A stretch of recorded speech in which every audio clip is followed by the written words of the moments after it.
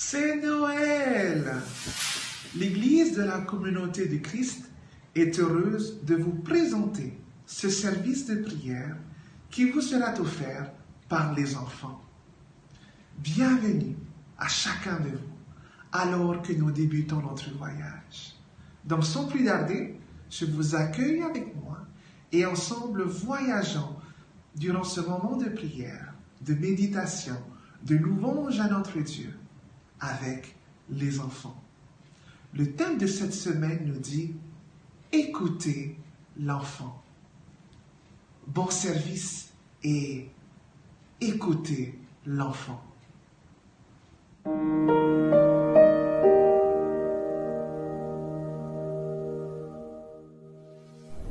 Bonjour, je m'appelle Taïroa Konike. Recevez nos salutations de la congrégation de Rotorava. Je vous invite pour un moment de prière. Et tomato makinui kiterani, kiaurana koe, hakamaita kimai koe, kiamato, kia tau mai, tokoe varua maita kiruna, kiamato. Amini.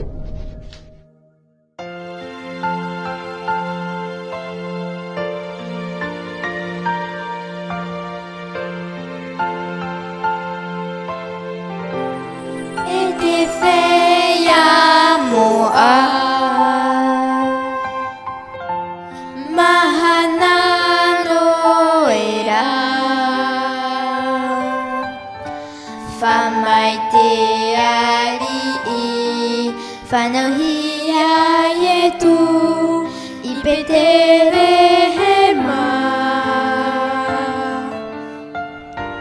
teari yetu afa aromai tehimene moa atemau merahi te ato ane e ali yetu fatu herema il est né un sauveur Jésus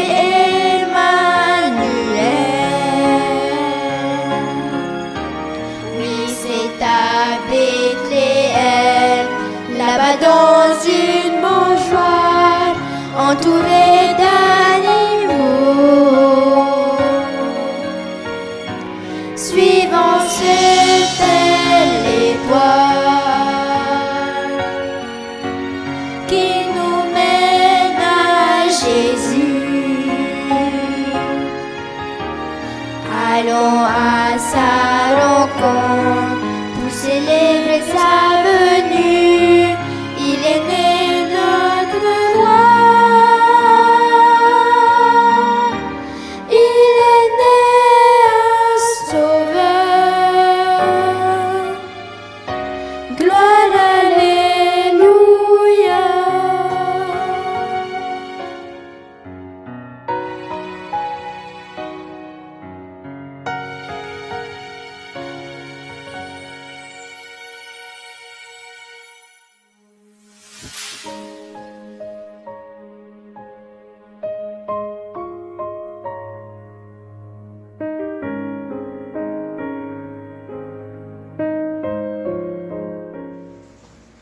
Vous connaissez l'histoire de Jésus au temple à 12 ans?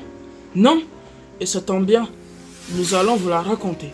Oui, et nous on sait raconter les histoires. C'est parti! Tous les ans, les parents de Jésus voyageaient jusqu'à Jérusalem pour la fête de la Pâque. Quand Jésus eut 12 ans, ils y allèrent comme toutes les autres années. Quand la fête fut finie, et que Marie et Joseph rentrèrent chez eux, ils réalisèrent que Jésus n'était plus avec eux. Ouh là là! Où il est cet enfant? Marie et Joseph le cherchèrent dans la file de la caravane. Puis, ne le trouvant pas, ils décidèrent de repartir sur Jérusalem, où ils le cherchèrent partout. Et c'est au bout de 3 jours qu'ils le retrouvèrent au temple. Jésus était assis au milieu des maîtres religieux. Jésus les écoutait et leur posait des questions. Quand Marie et Joseph le retrouvèrent, ils lui demandèrent: « Pourquoi as-tu fait cela? On t'a cherché partout. » Mais Jésus dit: « Mais pourquoi m'avez-vous cherché? Ne savez-vous pas que je serai dans la maison de mon Père? » Mais ses parents ne comprirent pas ce qu'il disait. Alors Jésus partit avec eux et retourna à Nazareth, où il leur était obéissant. Jésus grandissait et progressait en sagesse et se rendait toujours agréable aux yeux de Dieu et aux hommes. Que l'on doit retenir de cette histoire? Tout simplement que Jésus était un enfant comme tous les enfants du monde. Il était joueur, débordé d'énergie, curieux et peut-être parfois désobéissant. Oui, Jésus était un vrai enfant. Il était pleinement humain et pleinement Dieu. Il a grandi et a appris comme toi, comme moi. Jésus a écouté attentivement les enseignements et les histoires qui parlent de la relation entre Dieu et les hommes. Jésus a toujours obéi à ses parents comme moi. Et quand Jésus a dit à ses parents: « Je dois être dans la maison de mon Père », c'était le moment d'une grande histoire d'amour. Aujourd'hui, ce moment pour moi a commencé lorsque j'ai accepté le baptême. En acceptant le baptême, j'ai compris que Jésus doit être mon exemple.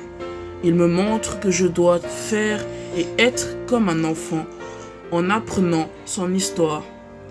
Je sais et je comprends que je suis pleinement humain et pleinement Dieu. Mais ça veut dire quoi, pleinement humain et pleinement Dieu? Ça pourrait signifier qu'être un enfant à notre manière, c'est notre côté humain. C'est-à-dire être un enfant espiègle, joueur et parfois désobéissant, et être pleinement Dieu, c'est peut-être avoir le pouvoir d'être plus obéissant, respecter les règles de la maison. Et si je suis fâché avec mon frère, et même si je n'ai rien à me reprocher, je me dois de faire le premier pas pour que l'on redevienne des frères comme avant. En acceptant le chemin du baptême, je me dois de tracer un chemin comme Jésus l'a fait, qui révèle que je suis une bénédiction pour ce monde.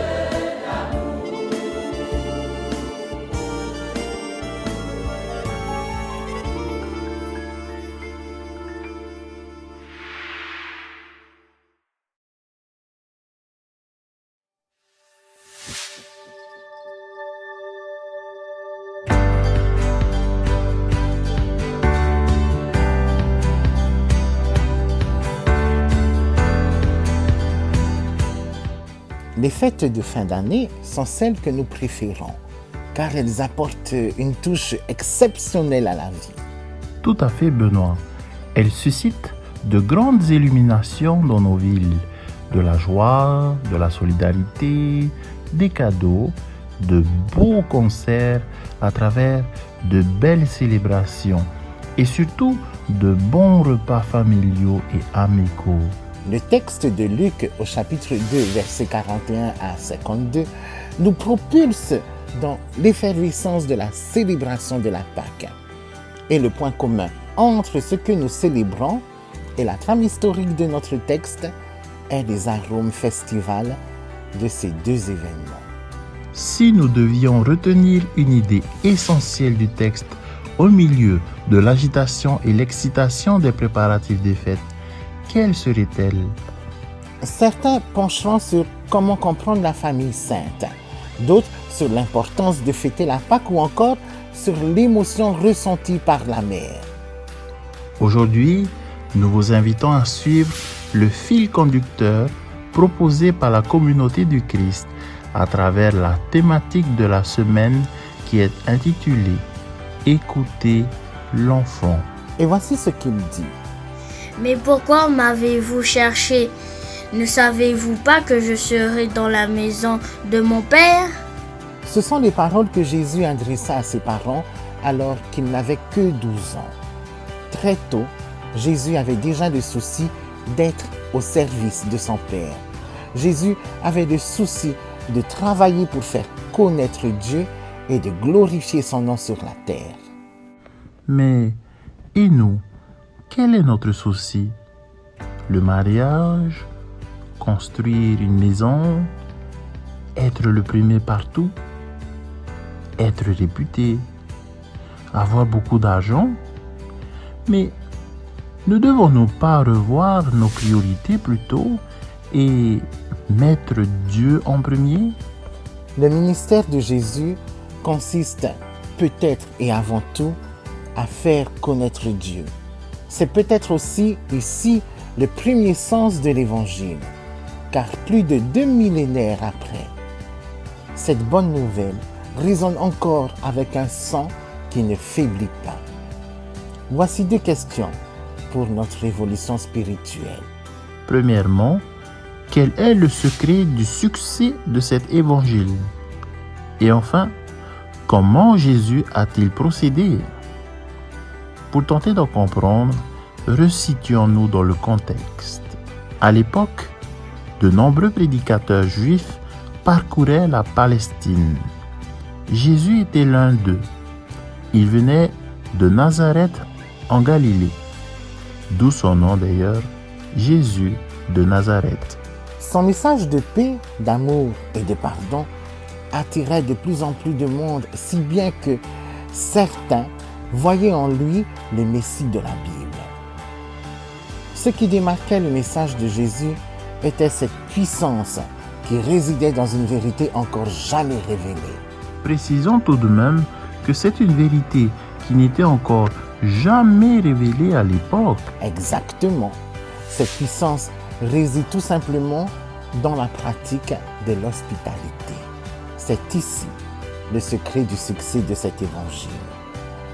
Cette pratique transcende le temps et les tendances. Nous abordons la Bible et toutes ses histoires comme de bons chrétiens et de manière sentimentale. Oh, Jésus est bon et il aime tout le monde et même les petites gens. Et parfois, cette manière d'aborder les récits nous font manquer l'essentiel, car toute la Bible parle de comment et pourquoi accepter Dieu dans notre vie. Pendant les 3 dernières années de sa vie, Jésus s'est attelé à faire connaître le nom et la volonté de son Père. Jésus a ouvert et créé un espace favorable pour que la présence de Dieu puisse être une force transformatrice dans la vie de quelqu'un qui en avait besoin. Et là, j'insiste, Jésus est venu pour tout le monde, mais plus particulièrement pour celui qui en a le plus besoin. Oui, c'est bien beau tout ça, Mais comment Jésus amenait-il les gens à pratiquer l'hospitalité? Il faut savoir que Jésus avait différentes méthodes pour évangéliser. Une méthode pour ceux qui sont proches du royaume et que nous appliquons sans problème. La seconde méthode, celle pour ceux qui sont loin du royaume, est moins connue et pourtant nous semble familière. En tant que Polynésien, je dirais même en tant que Tata Tahiti, nous avons ce sens de l'accueil. Et il fut une époque, quand c'était le moment de passer à table, nous ouvrons nos maisons aux passants et bien sûr, nous les accueillons à table. Il n'était pas rare d'entendre « Hé, café, harmaitama ». À l'époque de Jésus, le repas avait une symbolique très importante. Jésus mangeait le plus souvent avec les gens au bord de l'échelle sociale. Il rampait et partageait le pain le plus souvent avec les prostituées et les publicains. À toutes les époques, le repas a été un outil pour rassembler et parfois pour séparer les gens. Par exemple, pendant la Seconde Guerre mondiale, certains restaurants refusaient de recevoir les Juifs. Il y avait donc une discrimination raciale, mais aussi sociale, qui entachait l'histoire de l'humanité. Et aujourd'hui, avouons-le, la plupart d'entre nous mangeons avec nos familles, nos amis, les gens qui nous ressemblent, ceux que nous aimons. À l'époque de Jésus, ce paramètre était plus que vrai. Ce code de sainteté qui était imposé aux prêtres a été malheureusement étendu à tout le peuple. Oui, ce code de sainteté empêchait les prêtres en service au temple de côtoyer l'impureté des autres. Mais ce n'était que le temps de leur service. En appliquant les règles de sainteté au peuple, la pensée pharisianique a extirpé tous les commandements qui invitaient à la pratique de l'hospitalité, qui invitaient à aimer son prochain et à accueillir les migrants. Et les Juifs sont devenus de plus en plus ethnocentriques, complètement fermés aux autres. Donne-moi à boire.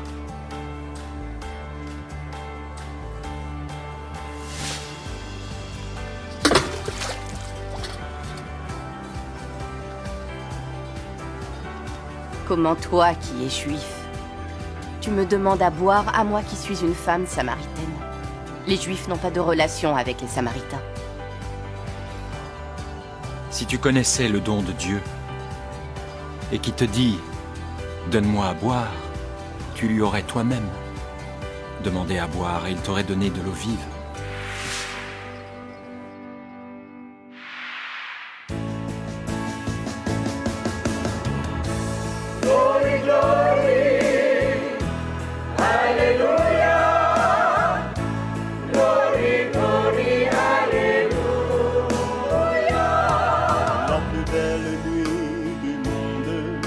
Cette nuit de Noël, où les bergers étonnés ont levé les yeux vers le ciel, une étoile semble dire: suivez-moi, je vous conduis. Il est né cette nuit. Glory, glory, alléluia.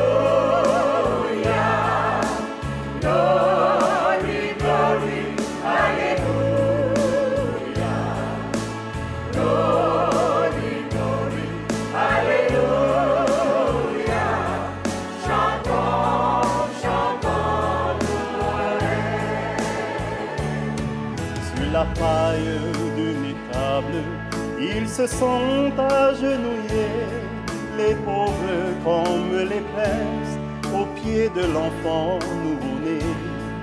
Et ce chant comme une source a traversé le pays. Il est né cette nuit. Glory, glory, alléluia.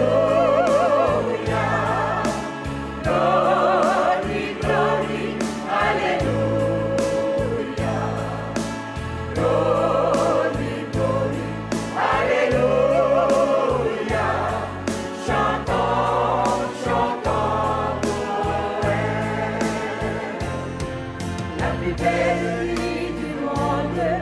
c'est cette nuit de Noël, dans le cœur de tous les hommes, un peu d'amour descend du ciel. Tant de choses nous séparent, cette étoile nous unit, il est de cette nuit. Glory, glory, alléluia. Glory, glory, alléluia. Glory, glory, alléluia. Chantons, chantons Noël. Glory, glory, alléluia. Glory, glory, alléluia. Glory, glory, alléluia. Chantons, chantons Noël. Glory, glory, alléluia. Glory, glory, alléluia. Glory, glory, alléluia. Chantons, chantons Noël. Chantons, chantons Noël. Chantons, chantons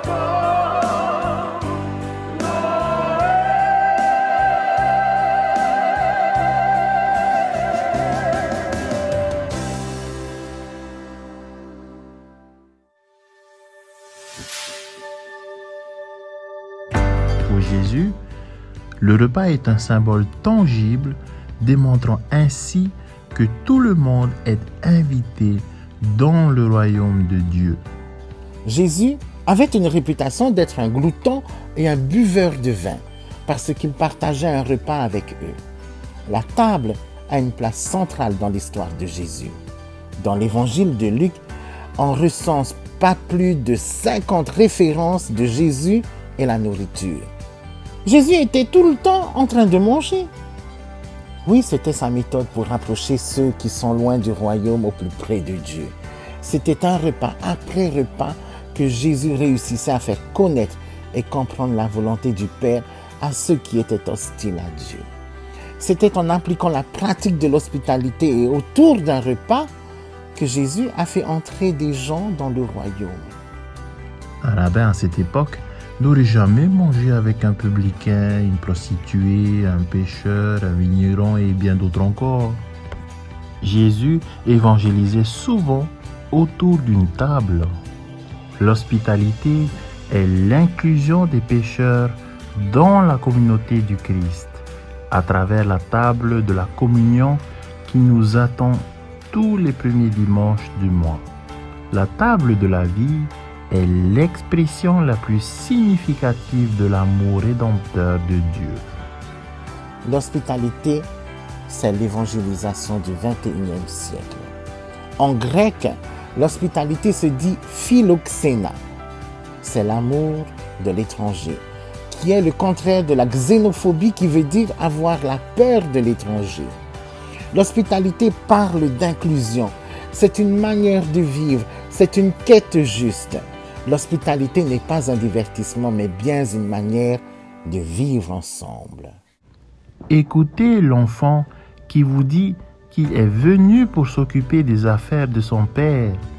Ici, il nous explique sa mission et c'est en suivant son histoire que nous découvrons sa méthode.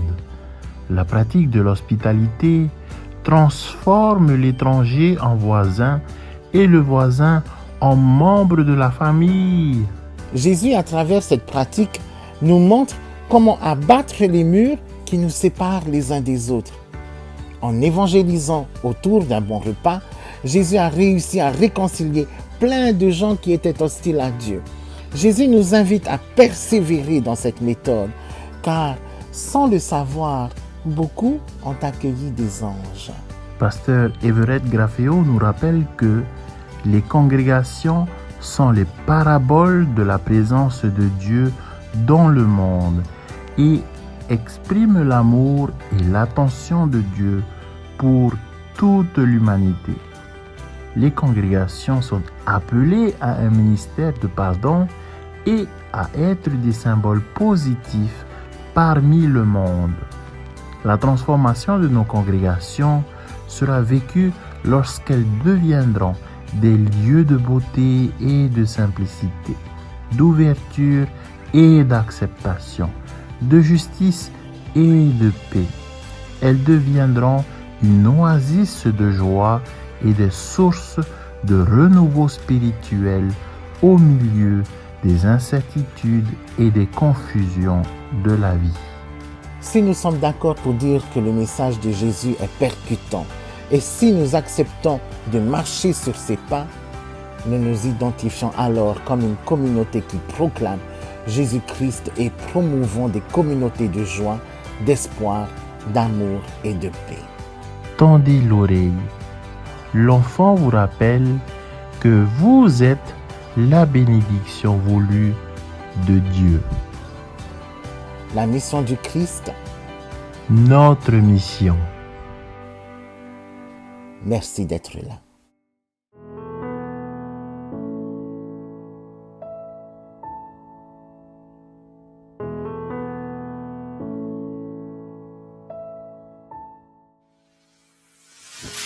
Pour cette nouvelle année 2022, je souhaite à tous d'être toujours en famille et avec tous vos proches. Que la gloire et l'amour de notre Seigneur se répandent sur chacun de nous. Priez pour que l'espoir remplisse votre esprit. L'Éternel est bon, un refuge dans les temps difficiles. Il prend soin de ceux qui lui font confiance. Il marchera lui-même avec vous. Il ne vous délaissera pas. Il ne vous abandonnera pas. Mais il vous remplira de toute joie et de toute paix dans la foi, pour que vous abondiez en espérance par la puissance du Saint-Esprit. Une très bonne année 2022 à tous les habitants de la Terre.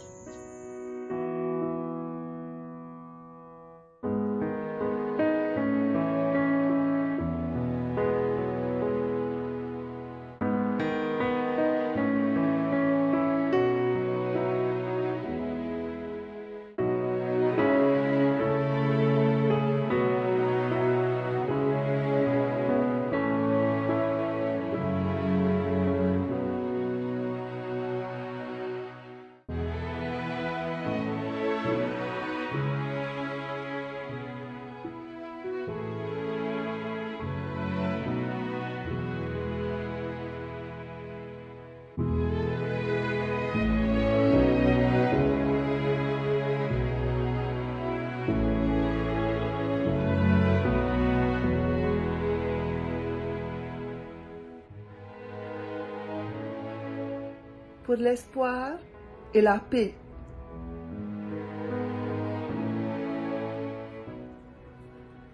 Pour l'espoir et la paix.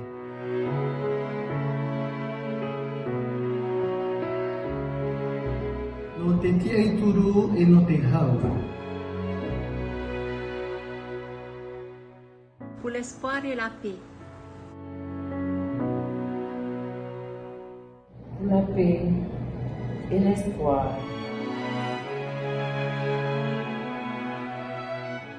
Pour l'espoir et la paix. Pour l'espoir et la paix.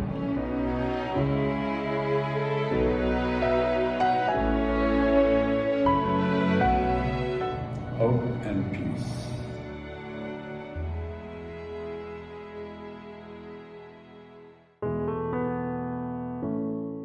Te tia ituru e te hau.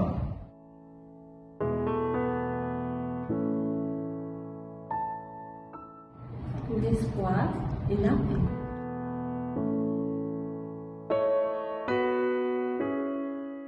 For hope and peace.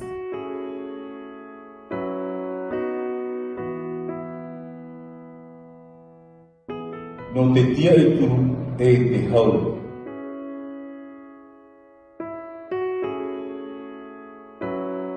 Pour l'espoir et la paix.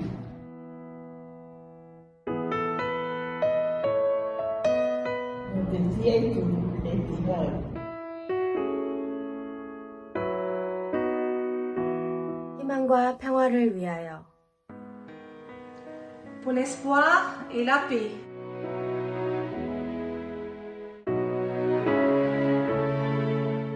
Pour l'espoir et la paix. Pour l'espoir et la paix.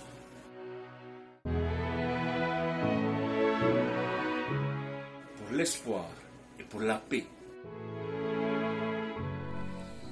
Ti ei turu e te ha. Ti ei turu e te ha.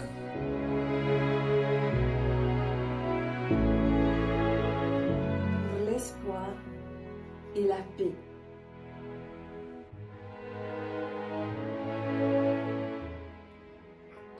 Pour l'espoir et la paix.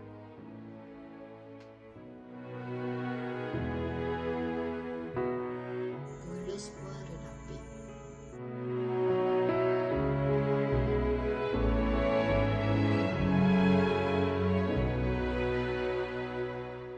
L'Église de la communauté du Christ en Polynésie française vous souhaite à chacun de vous de passer de très bonnes fêtes en compagnie de Dieu. Que Dieu vous bénisse abondamment. Et surtout, n'oubliez pas que vous êtes une bénédiction dans ce monde. Amen.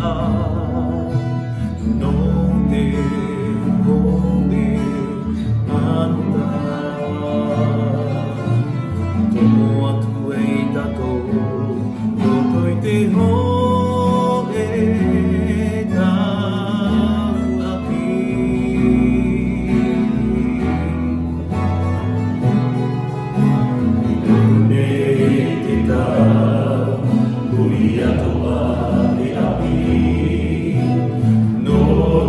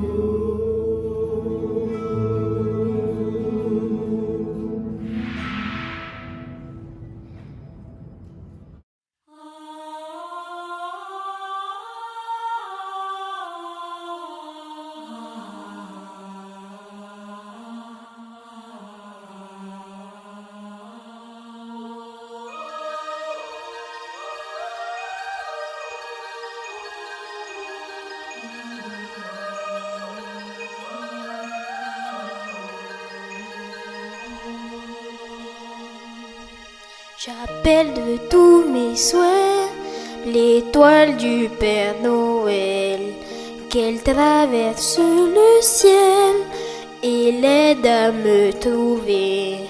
Je me doute qu'il est trépied, puisqu'il vient jamais me voir. Je pense à lui 24 décembre au soir.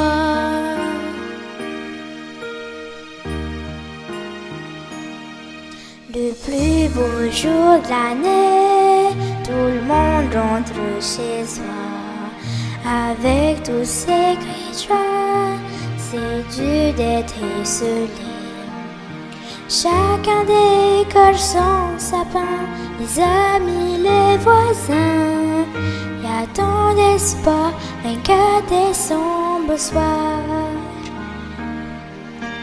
Plein de cadeaux pour les enfants, garnis de beaux rubans.